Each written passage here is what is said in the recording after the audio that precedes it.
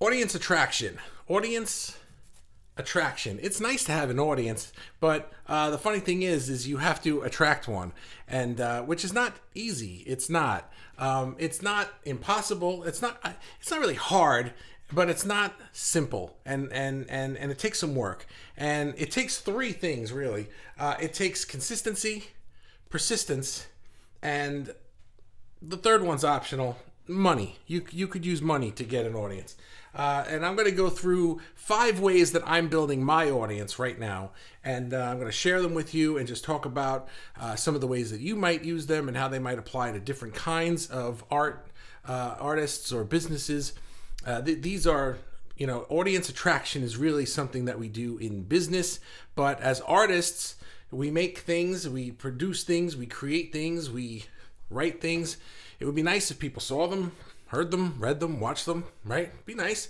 Not everybody wants that, but I'm assuming most of us do. So I'm just going to quickly go through the 5 things that I'm doing, and then I'll hit the comments. So let's go. All right. So the first thing that I'm doing clearly is this group. Facebook groups are an amazing way to build an audience, and for some people, that's the only thing they do. It's not the only thing I'm doing for a reason I'll get to in a moment. But traditionally, here's the traditional way to use a Facebook group. Usually if you're something like a coach or a consultant, or you want to make a course or something like that, you would create a Facebook group for the audience that you want to buy your stuff. And then you give them things. You just do stuff in the group. I came up with the idea to do daily lives because it was fun for me, and it keeps me on my toes, and it helps me create my content, which I'm going to get to in a moment. It's number 3 on my list. But you don't have to do that. That's just what I do. In fact, I've never been in a group where I saw anybody do a group the way I do them. I made this up, and it works for me. I don't think it would work for many people. But traditionally, that's it. You would give a lot of value in a group, and then occasionally you could ask, hey, I have this thing. If you want to buy it, go to this page and buy it. And then people buy it, and some people do. And that's great when you have several hundred to a few thousand people in a group, because a handful of them will buy your thing, or especially if you're a coach or something like that, they'll buy your high-ticket item. So the thing about a Facebook group, though, is it takes time to build, and it takes a lot of effort and a lot of consistency. You can't start a group and then not do anything for a week and then come back to it and think it's going to be there. It'll be gone. It'll be a madhouse, or it'll just be empty. And so if anybody is interested in running a group, let me know. I could do more lives on them, and I could even introduce you to the person who taught me how to run a group. So the second thing, and this one is the one that costs money, is Facebook ads. Facebook ads, if you're unfamiliar with them, are highly targetable. Like, you can target them down to the nitty-gritty thing. They're really amazing. There are a lot of ways to run Facebook ads, and the thing that I would caution you about is this. I put this at number 2 only because it was I want to spend the most of my time on the next 3. I want to kind of gloss over Facebook ads. I could make an entire Facebook group about how to do Facebook ads. I couldn't do it, but I mean, like, people do it. So if you wanted to try Facebook ads but you don't know anything about it, I would caution you not to, because you're probably going to learn the hard way. And learning the hard way with Facebook ads is spending a lot of money, getting no results, and why do people like this? It didn't work. They do work. You just did it wrong. So learn and then implement, or if you can, hire somebody who already knows what they're doing to either do it for you or to teach you. There are courses on how to do it. There are plenty of things to learn. If somebody is really interested in Facebook ads, let me know. I belong to a thing called Indiepreneur, and you can join it. It's like $37 a month, and they have an entire thing for artists on how to do Facebook ads. In fact, I think I'll just drop the link. They don't even have an affiliate thing or anything, but it's where I learned how to do Facebook ads. So I'll drop it in the comments at the end of this. But the third one is what I call a library of content. And so I'm a big proponent of video content, because video is just one of the greatest ways to spread your message, share your message. I'm also biased about it because I am a video producer. I make TV shows, obviously. So Video is very important to me. It's why I do daily lives instead of written posts all the time. But no matter what kind of content you want to create, if you can create some kind of library of content, meaning this one is especially good if you're looking to gain clients of some kind. Even if they're just to get commissioned pieces. So when you have a library of content, then there's more ways that people can find you. They can see all of this content on your website or on your YouTube channel or a podcast, anything like that. And the more content you have, it's better than just like one sales page, because now they're just going by some sales page that everybody has one of those, or a landing page or something. But with this whole, I call it a library of content, but imagine like a YouTube channel full of content, then it just gives you so much clout and credibility in their mind. And some ways that you could create that content is just make the content while you're making your art. You can film yourself doing your art. You can do a behind the scenes video show, or you could create a vlog where you just talk about your process or what you do. You could create a podcast where you interview people, or where you just talk about your process or what you do. It doesn't even have to be video. It could just be an audio podcast. But when you have all of this content and you put it in front of the people who you want to be hiring you, then it just gives you so much more credibility than if all they had was a LinkedIn resume and a landing page, and that was it. Then they have nothing to figure out, like, well, why would I choose you over anybody else? So library of content, big one. I could do an entire week of Daily Fuels on library of content. And in fact, I'm going to put a poll in the group later to ask, like, different people popped up today for this live than the regular crew of people who've been kind of popping up, liking the morning posts. And I'm just curious if people in this group would like more content on business and especially branding and marketing, or not. Because I can do it if everybody wants, but if nobody wants it. So I'm going to run a poll later, and we'll find out. So that's number 3. Number 4 is social media. So obviously, right? When, aside from a Facebook group or Facebook ads, you could just be doing regular social media posts.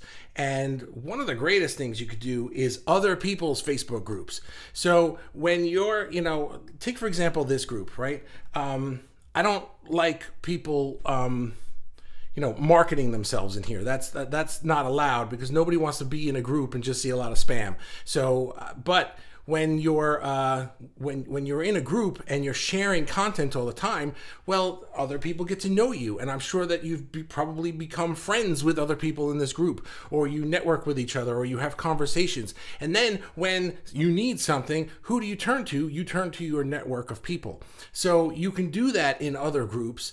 This group is not really great for showing your art to get somebody to hire you, because everybody here is an artist. So that's not really what this group's about. But there are plenty of places on Facebook where you can share your art and attract people who are interested in that and would like to hire you for a commission, or hire you to work on a project, or collaborate with you on a project. And quite honestly, that's why I put the collab posts in this group, because I don't know who's in this group that's not strictly an artist but wants to work with artists. There are plenty of people who are graphic designers who are always looking for illustrators or painters to put in their designs, or people like me who make TV shows that might need musicians or voiceover actors or actors or whatever, so you just don't know. When you're in these Facebook groups and you're active, then you're visible, and that can't be a bad thing. And finally, is what I'm doing on, just to kind of expand my social media thing. I'm doing something kind of unique on LinkedIn. This is not something I would suggest for most people, because it would be a bit too spammy in most cases. But I'm doing it because I know the rules and I'm breaking them. So what I'm doing on LinkedIn, I'm connecting with people in the art world, and I'm starting with people in art, nonprofit things. Sorry that the dog's barking. We must be being attacked by a squirrel or something like that, or God forbid the UPS man is here, because she will now go nuts for a good 30 seconds or so. So sorry about that. Okay. Anyway, so on LinkedIn, I'm reaching out to people that are in the nonprofit world, in art related things, and I'm connecting with them. And then once we're connected, I am reaching out to them with a message to okay.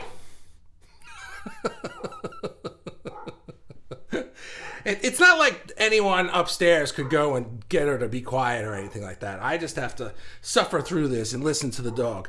And stop it! Oh, sorry. Did I just scream in your ear? So anyway, where was I? LinkedIn. I'm connecting with people on LinkedIn, and then I'm sending them a message to let them know that I would like to talk to them about the project I'm working on. Now, the reason I think this will work for me and not for most people is because my projects stem around education, and lots of people want to help with education. I'm creating TV shows that are about educating kids and young adults about art. And these people care about art, and they care about education, and they care about art education specifically. So when I say, hey, I'd really like to talk to you about this project I'm working on for art education, they go, yeah, I want to talk to you about that. But if you did this technique and you message somebody immediately after connecting with them, and I usually wait a few days to a week. I don't do it like 5 minutes after we connect. I wait like a week. But if you do it in just about any kind of other business thing, it comes across as, hi, thanks for connecting with me, buy my crap. And nobody likes that. So don't do that. But I'm just explaining why I'm doing that, because I'm not trying to sell them something. I'm trying to get them to talk to me on the phone and interview them to help me create the content for an educational series. And when it comes to that, they like to do that. So that's that. Anyway, those are the 5 things, and I am going to hit the comments now. Sorry about the dog. Okay. All right, let's see. Your audience is here. Da, da, da. Hello, Bobby. Your friends are watching, right, Amy? Good. Your friends all know what my dog sounds like now. That's great. And you're not entertaining enough for popcorn.